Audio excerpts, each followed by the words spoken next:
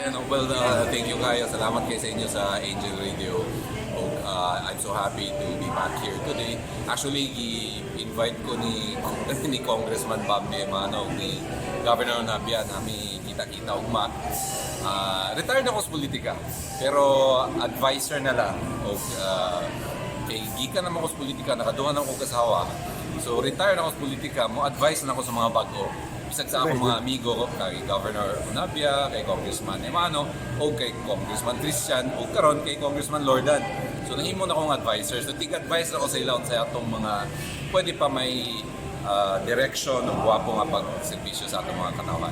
Sa inyong pagtigumugma, atong iskutan ng politika, kaya hapit na, ilang tulog na lang. No, Murag ko ilang isgutan. Ako tig-advise na ko kung ay sa atong mga direction, sa atong mga priority. Kay sa akong edad, ako na yung pinaka-senior karon.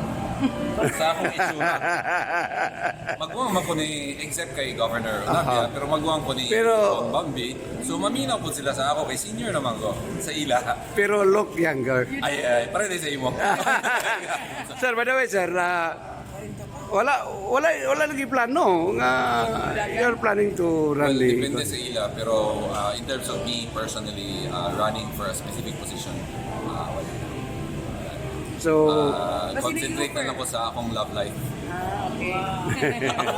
okay sir, gimingaw ng good may, makita na to ni sa itong sumbunganan sa katawan ng saka Angel Radio.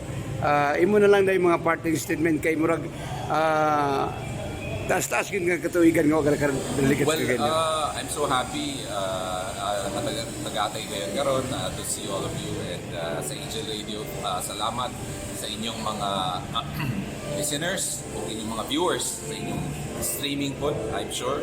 And I hope na magkahiusat ang tanan para magtabang-tabang para sa kalambuan sa atong syudad, sa atong probinsya o sa Tibok Pulos, Mindanao.